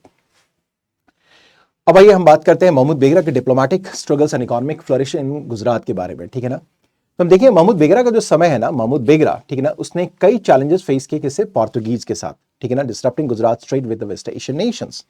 दरअसल क्या है कि जब पोर्तुगीज आए तो उन्होंने अरबों को यहाँ से हटाने की कोशिश करी इस व्यापार से। यह कि जो भारत के साथ जो व्यापार हो रहा था पश्चिम के देशों से, वहाँ अरब बहुत ही इफेक्टिव थे, ठीक है ना, बहुत ही ज़्यादा मतलब अरबों के थ्रू हो रहा था। उसके बाद जो है हम देखेंगे कि जैसे फिर ऑटमन टर्क्स का भी समय आता है, फिर टर्क्स होते हैं। तो हम देखेंगे क्या कि जब पोर्तुगीज़ यहाँ आते हैं तो पोर्तुगीज़ ने क्या किया, अरबों को हटाने की कोशिश करी, जो भारतीय व्यापारी थे उनको भी रिप्लेस करने की कोशिश करी, जिसकी वजह से गुजरात को व्यापारिक नुकसान होना शुरू हो गया। तो पुर्तगालियों का के साथ महमूद बेगरा का भी कॉन्फ्लिक्ट होना तय था। उसके बाद हम देखेंगे क्या इसने क्या है, collaborate with the Egyptian ruler to counter the Portuguese naval influence but face limited success. पिछले क्लास में भी, पिछले सेशन में भी हम लोगों ने बात किया था कि इजिप्ट के जो सुल्तान थे और जो गुजरात के शासक सुल्तान थे उनके बीच में अलायंस बना था अगेंस्ट पोर्तुगीज। ये पिछली क्लास में डिस्कशन भी हुआ था, लेकिन इस अलायंस का बहुत ज़्यादा कुछ फायदा मिला नहीं। पोर्तुगीज़ को उन्होंने इनिशियली डिफीट तो करा, लेकिन फाइनली जो है पोर्तुगीज़ क्या करेंगे, अपने नवल पावर के कारण जो है वो वेस्टर्न कोस्ट पर में अस्थायी रूप से जमे रहेंगे, ठीक है। अब देखते हैं महमूद बेगरा के बारे में। लॉन्ग एंड जो ट्रैंक्विल रूल था, foster prospered in the trade and commerce. काफ़ी लंबे समय तक जो महमूद बेगरा का समय रहा, शांति का काल रहा था, जिसमें कि हम देखते क्या है कि काफ़ी जो व्यापार और वाणिज्य की प्रगति हुई थी। बाद के वर्षों में थोड़ी सी कमी देखने को मिलेगी। इसमें देखेंगे कई यहाँ पर में सराइज का निर्माण हुआ था, ठीक है ना। Under Mahmud rule secure roads were very safe, ठीक है ना, ये सेफ हुआ करते थे। महमूद बेगरा के बारे में थोड़ा सा बात करें तो इसके पास कोई भी औपचारिक शिक्षा नहीं थी, फॉर्मल एजुकेशन नहीं था बेगरा के बारे में, ठीक है ना। जो कुछ भी नॉलेज उसके पास आया तो दरअसल क्या है कि वो जो संवाद होता है, जो शास्त्रार्थ होते हैं, जो भी स्कॉलर्स हैं उनके साथ बातचीत करके, उनके साथ इंटरेक्ट करके, लगातार इंटरेक्ट करके वो क्या करता है, वो नॉलेज को गेन करता है। उसके पास कोई औपचारिक शिक्षा नहीं थी, लेकिन फिर भी वो एक विद्वान था, क्योंकि वो लगातार क्या करता था, वो इंटरेक्ट करता रहता था जो स्कॉलर्स है उनके साथ, उलेमास के साथ। इसके समय में देखेंगे क्या कि जो महमूद बेगरा का समय है, इसमें कई Arabic works, translation of numerous Arabic works का पर्शियन में ट्रांसलेशन किया गया with Sanskrit composition by court poet Udayraj. और साथ ही साथ इसका जो है सो संस्कृत में भी ट्रांसलेशन हुआ, और संस्कृत में ट्रांसलेशन करने का काम कौन करें, जो उसके एक दरबारी हैं जिनका नाम है उदयराज। महमूद के बारे में अगर हम बात करते हैं तो इसका अपीयरेंस जो है, वेस्ट जो लेंथ था वो बियर्ड था and exceptionally long moustache tied over his head, और बड़ी दाढ़ियाँ होती थी जो कि सर तक बांध सकता था, ठीक है। इसके बारे में बोलते हैं क्या कि बचपन से ही इसे पॉइजन दिया जाता था, और नतीजा ये हुआ कि इसके शरीर में पॉइजन इतना ज़्यादा हो गया कि कोई भी मक्खी इसके शरीर पर अगर बैठती थी तो वो जो है तुरंत मर जाती थी, क्योंकि जो विष था उसके शरीर का वो मक्खी में ट्रांसफर हो जाता था और वो फूल जाती थी और वो मर जाती थी, ठीक है ना। तो बचपन से ही महमूद बेगरा को क्या किया गया था, उसको जो पॉइजन दिया जा रहा था, exposure to poison made his body lethal to fleas. इसके अलावा ये कहते हैं कि ये बहुत ही पेटू किस्म का इंसान था। कहते हैं ना कि कोई जो है कुछ लोग होते हैं जो खाने कितना खा जाएंगे कुछ पता नहीं चलेगा। तो महमूद बेगरा के बारे में बोला जाता है कि पर दिन वो 10 से 15 किलो जो है अनाज खा जाता था। 10 से 15 किलो अनाज का खाना ऑफ फूड्स महमूद जो है सो कंज्यूम कर लेता था। महमूद बेगरा का जो समय था उसमें गुजरात जो है अपने जो है सो जेनिथ को अचीव करता है, ठीक है ना, और एक बहुत ही सुदृढ़ शासन यहाँ पर स्थापित किया गया था। बाद में देखें Gujarat under Mahmud rule became powerful enough to pose a substantial challenge to Mughal ruler Humayun as well. अब आइए हम लोग बात कर लेते हैं मालवा की कहानी। मालवा के बारे में तो हमने आपको बता दिया कि मालवा का बहुत ही स्ट्रैटेजिक इंपॉर्टेंस था। मालवा से होकर के हम देखेंगे कोई भी ट्रेड जो ट्रंक्स थे, जो ट्रेड रूट्स थे जो है सो गुजरात से होकर बंगाल तक जाते थे। नॉर्थ से साउथ तक अगर आपको कंट्रोल करना है तो मालवा के थ्रू होगा। तो मालवा का बहुत ही ज़्यादा महत्वपूर्ण स्थान हुआ करता था, ठीक है ना। सो मालवा, ठीक है, सो इसका जो है प्लाटू पे था, नर्मदा और तापी रिवर्स के बीच में था। मालवा कंट्रोल की रूट्स को कंट्रोल करता था, connecting Gujarat to northern and southern India as well, ठीक है। अब देखेंगे जो है मालवा जो है ना, सो अगर हम देखें तो मालवा एक बैरियर की तरीके से काम करता था। किसके लिए? किसी भी स्टेट पॉलिटिकल एक्सपेंशन के लिए। अगर मान लेते हैं कि गुजरात को एक्सपैंड करना है और मालवा में कोई स्ट्रॉन्गर शासक है तो उसका एक्सपेंशन पॉसिबल नहीं है, ठीक है ना। Strong hold like Malwa acted as a barrier hindering the ambitions of Gujarat. इसी तरह राजस्थान में मेवाड़ अगर एक्सपेंशन करना चाह रहा है तो मालवा की वजह से नहीं हो सकता था। बहमनीज अगर दक्कन से नॉर्थ की तरफ एक्सपेंशन करना चाह रहे हैं तो मालवा की वजह से नहीं कर सकते थे। लोधीज दिल्ली में थे तो लोधीज का एक्सपेंशन भी साउथ में नहीं हो सकता था कि अगर मालवा स्ट्रांग पोजीशन में रहता है। तो मालवा भी जो है काफी महत्वपूर्ण था। और मालवा में हम देखेंगे जब तक शासक बहुत मजबूत स्थिति में रहे तो हम देखेंगे क्या कि जो भी नेबरिंग स्टेट्स थे उनका पॉलिटिकल एक्सपेंशन भी पर होता रहा, चाहे वो गुजरात हो, चाहे वो बहमनी हो, चाहे वो जो है मेवाड़ हो, चाहे वो दिल्ली में लोधी का शासन क्यों न रहा हो। ठीक है ना। मालवा पे कंट्रोल करने का मतलब यह था कि आप पूरे भारत पे कंट्रोल कर सकते हैं। ठीक है। और मालवा की राजधानी जो है वो क्या थी, धार थी। अब आइए जो रूलर्स ऑफ मालवा हैं इसमें हम देखेंगे कि उन्होंने कई आर्किटेक्चरल डेवलपमेंट्स किए, जैसे मांडू में कंस्ट्रक्टेड न्यूमरस इंप्रेसिव बिल्डिंग्स, जो उनकी जो है rulers of Malwa in Mandu constructed several buildings, massive architecture, elevated plains and vibrant colour and glaze tiles. ठीक है ना। ये मांडू का एक फोर्ट आपको दिख रहा है। इसमें मांडू में कुछ जो नोटेबल बिल्डिंग्स हैं वो है जामा मस्जिद, हिंडोला महल, जहाज महल। ठीक है ना। जो मालवा के आर्किटेक्चर ग्रैंडियोर जो है वो आपको जो है वो दिखाता है। ठीक है। सो मालवा अपने आर्किटेक्चरल एक्सीलेंस के लिए भी जाना जाता है। ठीक है। मालवा का internal turmoil and external exploitation देखते हैं। देखिए मालवा में हम देखेंगे कि जो है परसिस्टेंट कॉन्फ्लिक्ट्स होते रहे, इंटरनल कॉन्फ्लिक्ट्स होता रहा। Malwa included succession struggles and power contest among the contenders for the throne. ठीक है। हमेशा यहाँ पर में कॉन्फ्लिक्ट होते रहे थे। ठीक है। डिफरेंट ग्रुप्स के बीच में। दूसरा, गुजरात और मेवाड़ के साथ भी इनके साथ एक्सप्लॉयटेशंस होता रहा था। ठीक है। अब हम देखते क्या है कि यहाँ पर अगर हम लोग बात करें तो जो मालवा है, मालवा में एक इंपॉर्टेंट रूलर है जिसका नाम है हुशंग शाह। ठीक है ना। हुशंग शाह जो है रिलीजियसली टॉलरेंट था, यानी कि धार्मिक रूप से ये क्या था, सहिष्णु था। और इसने राजपूतों को अपने यहाँ क्या किया, वेलकम किया था। ठीक है ना। और उनको जो है सो मालवा के अंदर बसाया भी था। So Hussain Shah was a tolerant Malwa king. ठीक है। इसके दो बड़े भाई थे, एक था राणा मोकाल और जो है notable two elder brothers, I mean Rajput से, राणा मोकाल ऑफ मेवाड़। ठीक है ना। Two elder brothers of Rana Mokal. इसको granted jagirs in Malwa during Hussain Shah's reign। यानी कि दो राजपूत प्रिंसेस को इसमें देखेंगे क्या कि जो हुसैन शाह है उसके समय यहाँ पर जागीर काइंड ऑफ मिला था यहाँ पर मालवा के अंतर्गत। सो इसका मतलब ये सजेस्ट करता है कि ये एक रिलीजियसली टॉलरेंट जो है शासक था। Inscriptions from the Lalitpur temple built under Hussain Shah suggested an absence of restrictions on temple construction during this period। और ललितपुर टेम्पल है जो मालवा में ही है। ठीक है ना। इसके ऊपर एक अभिलेख मिला है जो ये बताता है कि इस समय हुसैन शाह के समय में मंदिर निर्माण, ठीक है ना, मंदिर निर्माण पे कोई पाबंदी नहीं थी। यानी कि हिंदुओं को पर्याप्त स्वतंत्रता थी कि अपने धर्म स्थल के रूप में वो मंदिरों का निर्माण कर सकें, उसका विकास कर सकें। इसके अलावा केवल ये हिंदुओं के लिए ही टॉलरेंट नहीं था बल्कि जैनों के लिए भी ये टॉलरेंट था। और जैनों को ये क्या पैट्रोनेज भी प्रोवाइड करता था। ठीक है। समझ पा रहे हैं ये। अब जैनाज को पैट्रोनेज करता था। पर्टिकुलरली ही इन्फ्लुएंस आज की commercial merchants and bankers in the area. इसी में एक जो है नर्मदा सोनी है जो कि एक बहुत ही समृद्ध व्यापारी था। Narmada Soni served as the treasurer of Hussain Shah. और उसके इस ये जो नर्मदा सोनी है जो है वो हुसैन शाह का क्या है, एक ट्रेजरर भी है and held a position as one of his advisers also.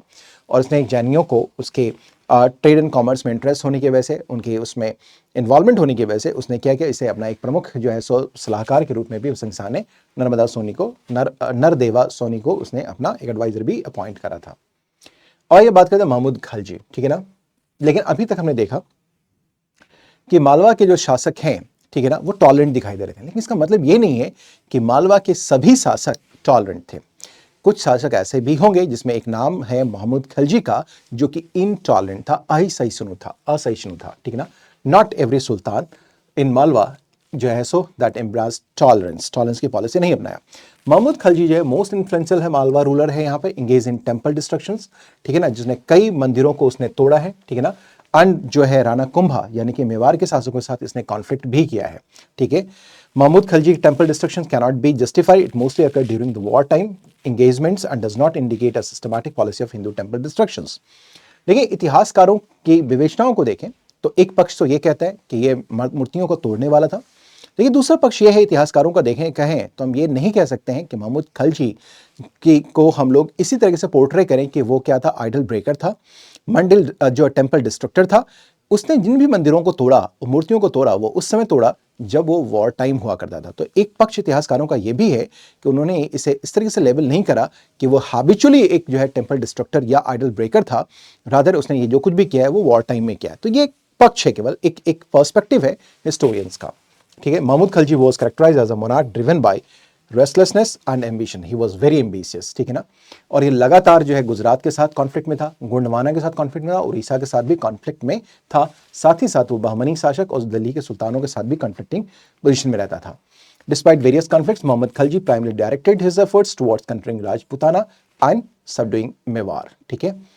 अब आइए देखते हैं, ये तो हो गई कहानी मालवा की। मालवा के बाद आते हैं हम लोग राइज ऑफ मेवाड़ के बारे में बात करें and shifting power of dynamics के बारे में हम लोग थोड़ी सी बातचीत कर लेते हैं। Let me have some water, ठीक है ना, थोड़े से पानी मुझे ले लेने दें।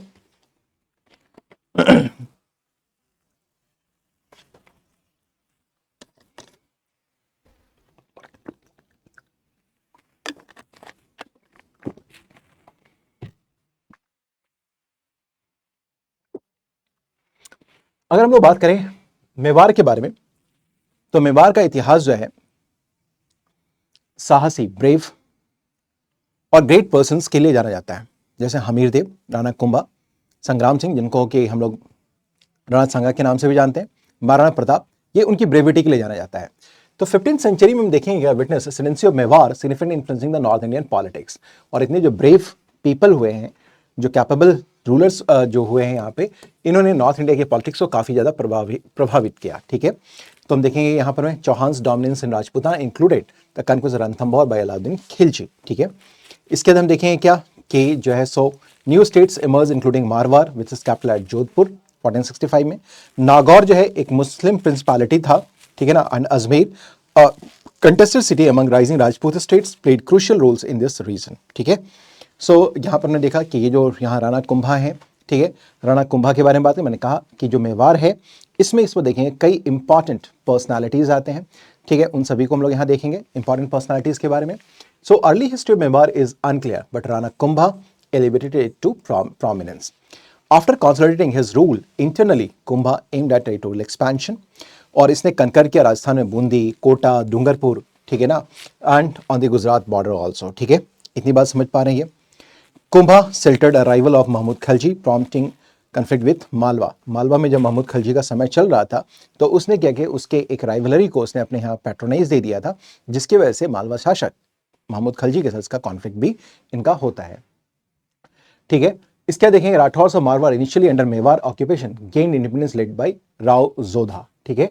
Rathore of Marwar gained independence under Rao Jodha के अंदर इनको क्या मिलती है, स्वतंत्रता भी मिल जाती है। Rao Jodha that is an important personality और आरएएस में कई बार ये पूछा गया है, ठीक है। देखेंगे कि इससे गुजरात से जो है सो मालवा से जो है सो काफी प्रेशर रहा था। मारवाड़ कुंभा मेंटेन मेवाड़्स पोजीशन, ठीक है ना, अन मारवाड़। लेकिन इसके बावजूद हम देखते हैं कि जो मेवाड़ के शासक है कुंभा, उन्होंने अपनी स्थिति बनाए रखी। ये हमेशा एक कन्फ्लिक्टिंग पोजीशन में थे, गुजरात के साथ, मालवा के साथ, मारवाड़ के साथ, बट स्टिल जो है सो कुंभा जो है उसने अपनी स्थिति बना के रखी, ठीक है। कुंभलगढ़ को उन्हें छीन लिया। Mahmud Khalji raided Ajmer but Kumbha repulse these attacks, ठीक है। इस समय देखेंगे मालवा से महमूद खलजी ने भी अटैक किया, लेकिन उन अटैक्स को उसने नलीफाई भी कर दिया। Rana कुंभा's ability to face powerful adversaries and retain control over most territories was remarkable. Kumbha ने जो है एक विद्वानों का पैटर्न भी था, मतलब कि संरक्षक भी था। A pattern of scholars and learned individuals authored several books, some of still available today. यानी कि कुंभा के समय में देखें विद्वानों का अच्छा संरक्षण मिलता था और में से उस समय की लिखी गई कई किताबें आज भी मौजूद हैं। इनका जो पैलेस है, his palace ruins and the victory tower, जिसको बोलते हैं कीर्ति स्तंभ, जो कि कहाँ चित्तौड़ में है, ठीक है ना, उसका पैशन बताता है किसके लिए, कंस्ट्रक्शन का। तो ये चित्तौड़ का ये क्या है आपके पास, ये आपके पास स्तंभ है, कीर्ति स्तंभ बोलते हैं। विक्ट्री टावर चित्तौड़ में उपलब्ध है कुंभा के समय का। Kumbha contributed to irrigation by creating lakes and reservoirs. इसने क्या किया, सिंचाई के लिए इन्होंने कई लेक्स का निर्माण करवाया और रिजर्वायर्स का निर्माण भी करवाया। Temples from his era reflect a high standard of stone cutting and sculpture artistry. इस समय जो आप देखेंगे कि जो टेम्पल्स बनाए गए उनके ऊपर जो इंट्रिकेट कार्विंग्स की गई है, उस समय का स्टोन जो है स्टोन क्राफ्टिंग की जो टेक्नोलॉजी है या जो स्किल है, उसको वो क्या करता है, उसको एग्जिबिट करता है, ठीक है। इसका देखेंगे उदा जो कुंभा का सन है, राणा कुंभा का, ठीक है ना, orchestrated his father's murder to claim the throne but his reign was short-lived. उदा ने क्या किया था, कुंभा की हत्या कर दी थी गद्दी प्राप्त करने के लिए, लेकिन उदा का जो है समय है वो बहुत ही कम रहा था। ये भी इंपॉर्टेंट नाम है। After match prolonged fratricidal conflicts among Kumar's sons eventually leading to Rana Shanga's ascent to the Mewar throne in 1508. इसका देखेंगे जो प्रक्रिया शुरू हुई, जो है अपने पिताओं को मारने की, इसके से इनके भाइयों के बीच में कॉन्फ्लिक्ट्स होता रहा और इस कॉन्फ्लिक्ट में अंततः हम देखते हैं राणा सांगा की विजय होती है और 1508 में जो राणा सांगा है वो गद्दी पे आते हैं, ठीक है ना। ये जो राणा सांगा है, Malwa experience internal strife during his period marked by Mahmud's two falling out the Rajput leaders, ठीक है। सो राणा सांगा यहाँ पर एक इंपॉर्टेंट पर्सनालिटी हो गए। इसका देखिए जो राणा सांगा है, ठीक है ना, इन अ डिसाइसिव बैटल 1517 का है, राणा सांगा डिफीटेड मोहम्मद II, ठीक है ना, और उसे चित्तौड़ में उसने बंधक बना लिया। यानी कि इसमें जो मालवा का किंग है जिसका नाम है महमूद II, उसके साथ राणा सांगा ने कॉन्फ्लिक्ट किया, उनके साथ लड़ाई होती है और इस लड़ाई में उन्होंने उसको डिफीट कर दिया और उसे बंदी बना के चित्तौड़ में रखा। 6 महीने के बाद Rana Sanga release Mahmud II holding one of his sons as a hostage. बाद में 6 महीने के बाद उसके एक पुत्र को बंधक रख के उन्होंने उसको फ्री कर दिया। Eastern Malwa including Chanderi came under the overlordship of Rana Sanga. तो आप देखते हैं कि राणा सांगा की यहाँ पर जो है सो क्या गई है, उसकी वीरता को यहाँ पर दिखाया गया है। मालवा का internal turmoil caught the attention of Delhi's Lodhi rulers. अब जैसे मालवा में ये सब कुछ चल रहा था तो दिल्ली के जो शासक थे जिसमें अभी लोधीज का शासन चल रहा था, उसने भी मालवा में लोधीज को क्या किया, जो है सो इन्वाइट किया, ठीक है, लोधीज भी इधर आए। इब्राहिम लोधी ने Mewar invaded Mewar but face defeat at Khatauli by Rana Sanga, ठीक है ना। हम देखते क्या है कि राणा सांगा जो है सो देखेंगे यहाँ पर क्या होता है कि राणा सांगा के समय में खतौली में जो है सो इब्राहिम लोधी की हार होती है। इब्राहिम लोधी ने जो है सो मेवाड़ के ऊपर में अटैक किया, ठीक है, और 1517 के खतौली के बैटल में जो है इब्राहिम लोधी को शिकस्त खानी पड़ी, किसके हाथों, तो ये राणा सांगा के हाथों में, ठीक है। तो ये याद रखिएगा कि यहाँ जो इंटरनल कॉन्फ्लिक्ट चल रहे थे, जो स्ट्राइक थे, इसके वजह से लोधीज भी मालवा में इंटरेस्ट लेना शुरू करेंगे। लेकिन जो मालवा जब वो इंटरेस्ट ले रहे थे तो उस समय जो मालवा का शासक मेवाड़ का शासक है, मेवाड़ का जो शासक है वह है कौन, राणा सांगा। और राणा सांगा खतौली की बैटल में इसे क्या कर दिया, इसे डिफीट कर दिया था, ठीक है। ये बात होगी हमारे पास।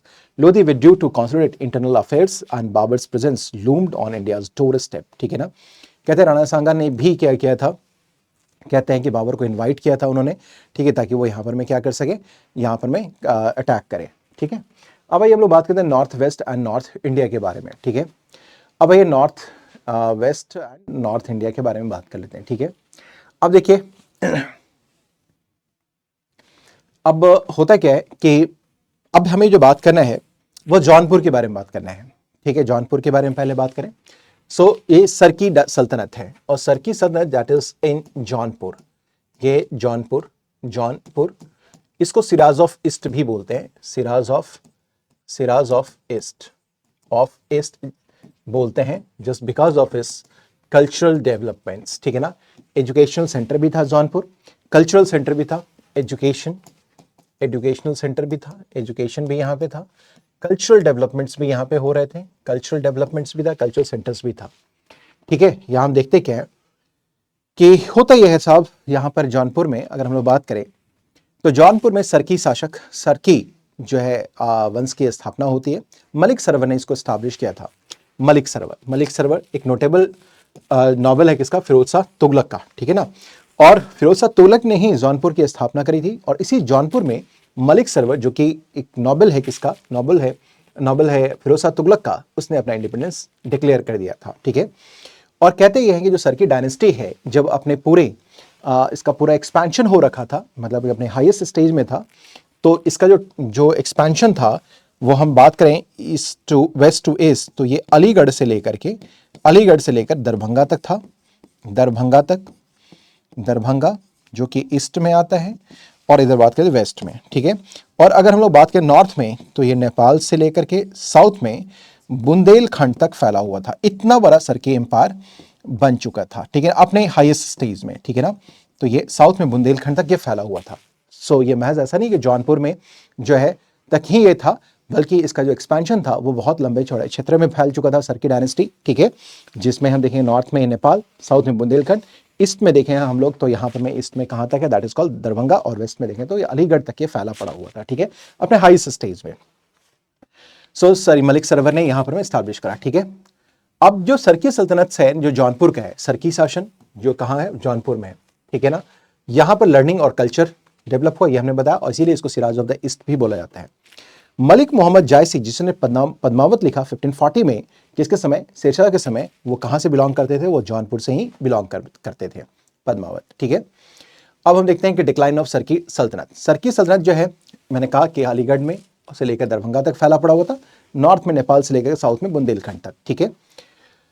Aspired to conquer Delhi, but the rise of the Lodhis in the mid 15th century put the Sarkis rulers on the defensive, ठीक है ना। अब हम देखेंगे क्या कि अब इनका मन बढ़ रहा था सर्कियों का, ठीक है, लेकिन इस समय देखेंगे क्या कि जब इनका पॉलिटिकल एम्बिशन बढ़ा, ठीक है ना, यानी लोधीज अलीगढ़ तक अपना एक्सपेंशन कर चुके थे और उधर दिल्ली में जो है लोधीज थे, तो एक समय आता है जब हम देखेंगे लोधीज भी थोड़ा सा पावरफुल होते हैं, ठीक है ना। हमने देखा कि सिकंदर लोधी के समय में देखेंगे खास करके कि यहाँ पर क्या है कि उनका एक्सपेंशन भी होना शुरू होगा, जिसकी वजह से जो पॉलिटिकल एम्बिशन था एक्सपेंशन का जिसका सर्किस का, वो क्या होता है, वो रुक जाता है, हॉल्ट कर जाता है। So aspired to conquer Delhi, but the rise of the Lodhis in the mid 15th century put the Sarki ruler on the defensive. ठीक है, lost territories in the western Uttar Pradesh and engaged in unsuccessful assaults on Delhi. ठीक है, ये बातें हुई। 1484 में बहलोल लोधी ने दिल्ली को कैप्चर किया, of Delhi captured Jaunpur leading to the annexation of the Sharqi kingdom. और हम देखते हैं कि 1484 में जो है बहलोल लोधी, मैंने सॉरी सिकंदर लोधी बोल दिया, बहलोल लोधी ने किया जौनपुर को जो है सो दिल्ली में मिला लिया। Sharqi king exiled to Chunar died broken heart after multiple failures attempt to reclaim its kingdom. ठीक है, बाद में जो सर्की शासक था, ठीक है ना, वो क्या होता है, वो बिल्कुल कई बार कोशिश करता है कि जौनपुर को वापस दिल्ली से ले सके, लोधी से वापस ले सके, बट लिया नहीं और चुनार में उसे एग्जाइल लेना पड़ा, जो है सो आश्रय लेना पड़ा और यहीं पर उसकी कहानी समाप्त भी हो जाती है। अब देखते क्या है कि इनका कॉन्ट्रीब्यूशन क्या रहा सर्किस का।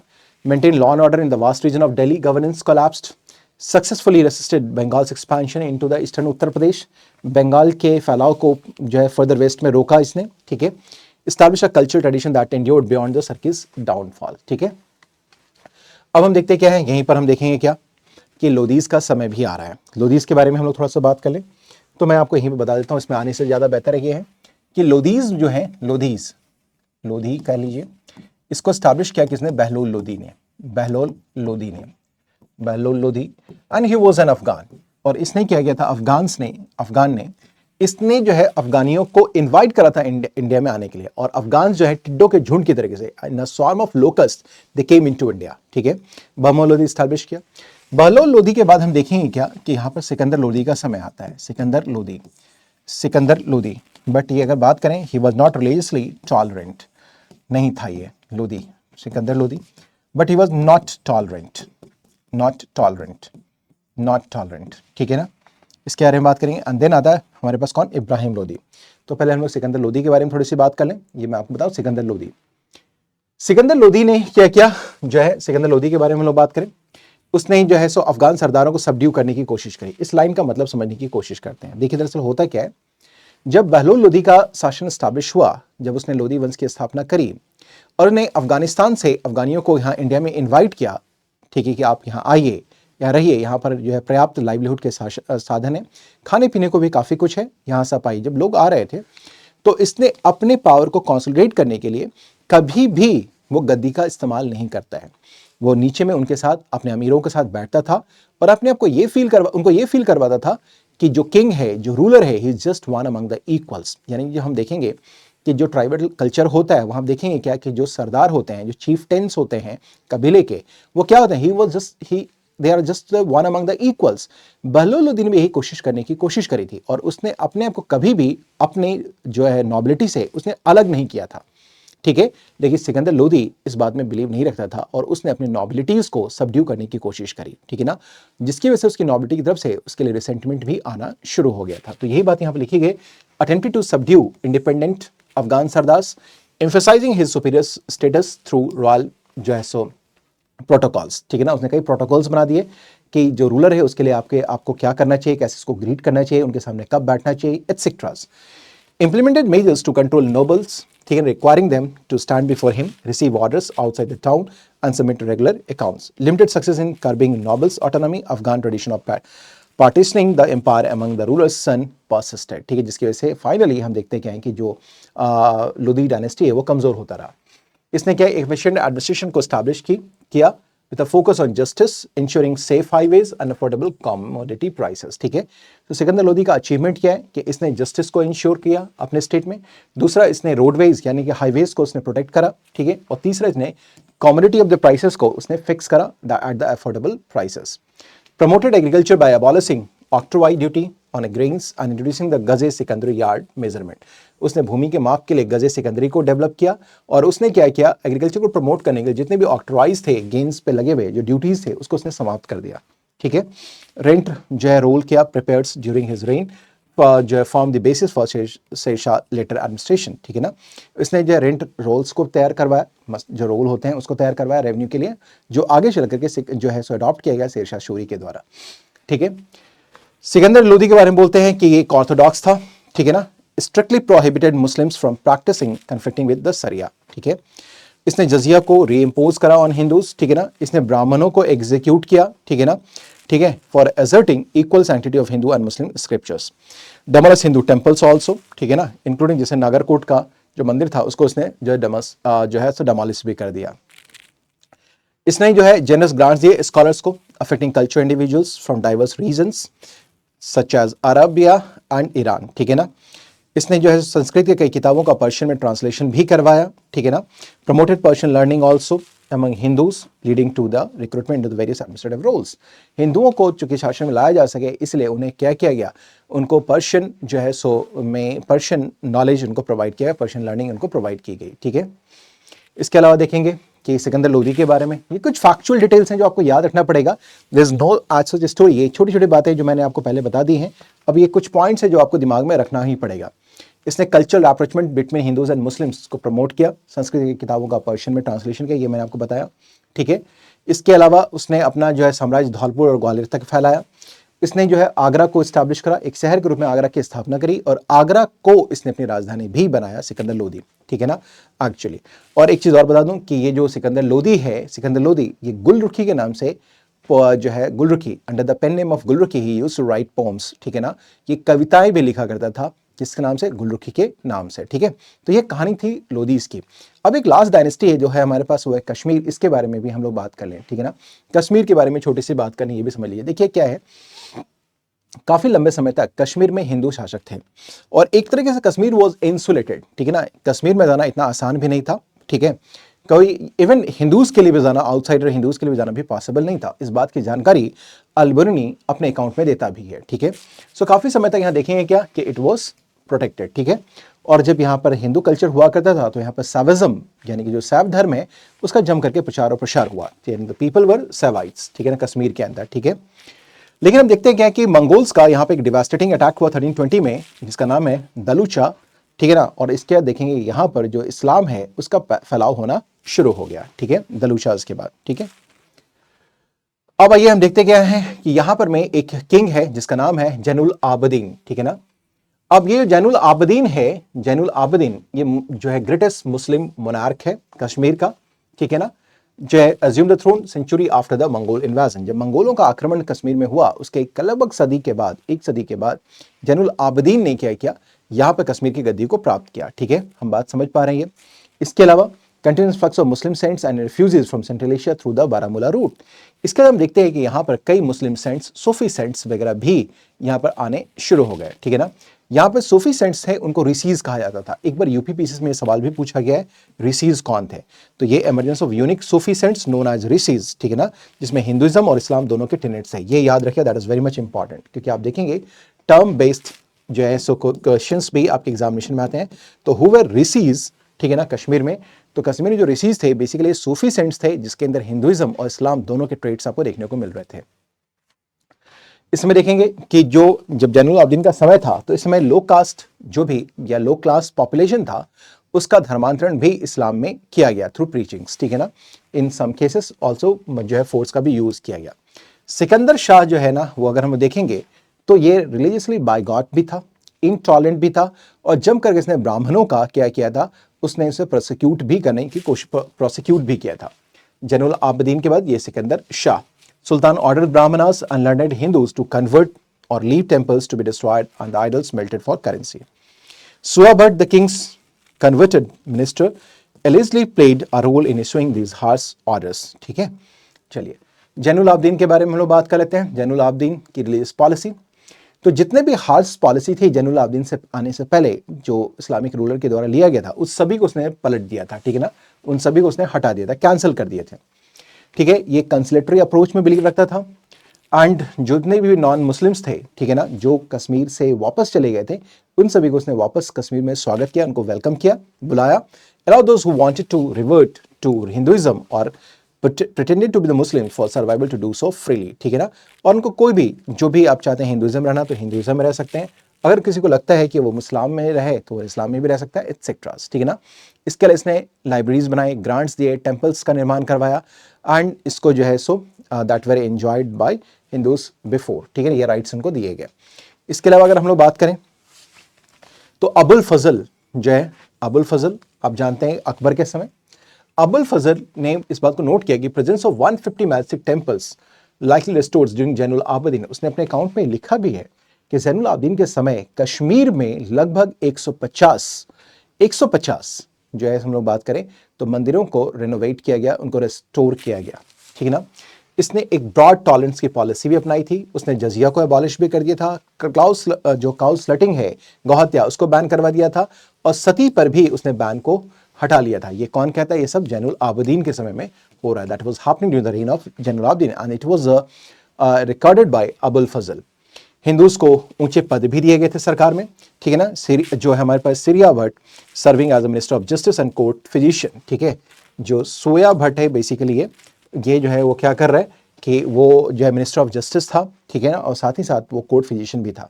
Zainul Abidin first two queens were Hindus, और जैनुल आबदीन की जो दो पहले की रानियां थी वो सब हिंदू प्रिंसेस थी, daughters of rajas of Jammu, and later he married a third wife after their demise. बाद में जाकर वो एक मुस्लिम से प्रिंसेस से शादी करता है। जब उनकी दो हिंदू वाइफ थी, जब उनका जो है डेमाइस हो गया तब जाकर उनके साथ उन्होंने शादी भी करी थी, ठीक है। इसके अलावा contribution to learning and economy ये भी देख लेते हैं, ठीक है। इस समय हम देखेंगे कि कश्मीर के अंदर पोएट्री, ठीक है ना, प्रोफेशनल स्कॉलर भी था को जैनुल आबदीन, ही कंपोज्ड पोएट्री भी लिखा, had a command over Persian, Kashmiri, Sanskrit and Tibetan language. Zainul Abidin was again a polyglot and he was multilinguist. इसने संस्कृत और पर्शियन के स्कॉलर्स को भी क्या किया, उसने पैट्रोनाइज किया, उनको अपने यहाँ संरक्षण दिया, और ट्रांसलेशन का काम करा महाभारत और राजतरंगिणी जैसे किताबों का। और ये जो राजतरंगिणी है वो जानते हैं कि इंडिया का पहला हिस्टोरिकल अकाउंट माना जाता है इनटू पर्शियन, ठीक है ना। ये म्यूजिक का भी प्रेमी था। Zainul Abidin received rare Sanskrit works of music from the raja of Gwalior. Promoted economic development by sending emissaries to Samarkand to learn paper making and book binding। और इसने क्या किया, पेपर मेकिंग के लिए और बुक बाइंडिंग यानी कि जल्द साजी के काम को सीखने के लिए उसने समरकंद में अपने लोगों को यहाँ से भेजा भी था। तो ये देखेंगे। फिर सिकंदर लोदीज का culture exchange and their territorial expansion देखें। अब सिकंदर लोदी ने basically Zainul Abidin supported various crafts in Kashmir including some stone cutting, bottle making, gold beating etcetera. ये सब किसके समय हो रहा है? सबका सब चल रहा है जैनुल आबदीन के समय। ये गलती से यहाँ पे है। Developed agriculture through constructions of dams, canals and bridges, ठीक है, ये बातें हुई। सो ये जो है renowned for his engineering feet जैना Lanka, an artificial island in the Vular Lake housing his palace and mosque। सो जाना लंका जो है वो क्या है? आर्टिफिशियल आइलैंड है जो कि वुलर लेक में बनवाया गया था, जैनुल आबदीन के समय बनाया गया था, ठीक है। लेगेसी ऑफ जैनुल आबदीन के बारे में हम लोग बात करें, रिवर्ड एज बुद्ध शाह, इसे ग्रेट सुल्तान भी कहा जाता है कश्मीर में जैनुल आबदीन को। ये टर्म भी कई बार पूछा गया एग्जामिनेशन में, बुद्ध शाह किसको बोलते हैं? That was Zainul Abedin. Despite, ठीक है, ये याद है, दिस इज नॉट जो है सिग्नल जैनुल आबदीन, ठीक है। इसका despite not being a renowned warrior successfully repelled Mongol invasion of Ladakh, ठीक है ना। Although he was not a great warrior, लेकिन फिर भी इसने मंगोल का जो आक्रमण था लद्दाख में उसको उसने रोका था, ठीक है ना। इसने बाल्टिस्तान में भी को कनकर किया, ठीक है ना, जिसको और कहते हैं तिब्बते बुजुर्ग and maintained control over Jammu and Rajouri, effectively unified Kashmiri kingdom under his rule, earned widespread fame and established diplomatic ties with prominent rulers in various parts of India and Asia, ठीक है। तो इतनी बातें हमारे पास हो गई, ठीक है। तो ये था कश्मीर के बारे में। अब एक क्रक्स के रूप में देखें तो अगर ये देखेंगे तो आप ये समझिए जो पूरा का पूरा टाइम पीरियड था हमारे पास 15th सेंचुरी का, जो डेवलपमेंट्स हुआ रीजनल किंगडम के समय, इसमें होता क्या है? इसमें देखिए regional power balance lacked peace and stability. ये छोटे छोटे स्टेट्स है, जैसे आपने देखा कि मेवाड़ का मालवा के साथ, मालवा का गुजरात के साथ, मालवा का बहमनी के साथ, लोधीज के साथ, सबके साथ कॉन्फ्लिक्ट हो रहा था। यहाँ पर हम देखेंगे there was a absence of peace and stability just because of these regional states.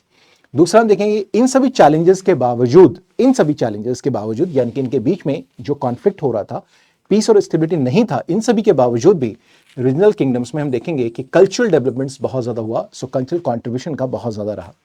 Local architectural styles और जो ट्रेडिशंस हैं वो फ्लोरिश करते रहे, चाहे वो मालवा में हो, चाहे वो मेवाड़ के अंदर हो, चाहे वो आपका बंगाल के अंदर हो। तुम देखेंगे लोकल आर्किटेक्चरल स्टाइल भी फ्लोरिश करता रहा, ये हमने देखा ही। इसका देखेंगे कि इस समय में, इस टाइम पीरियड में देखेंगे कई रीजनल लैंग्वेजेस का डेवलपमेंट हुआ। हमने देखा बंगाली लिटरेचर का डेवलपमेंट हुआ।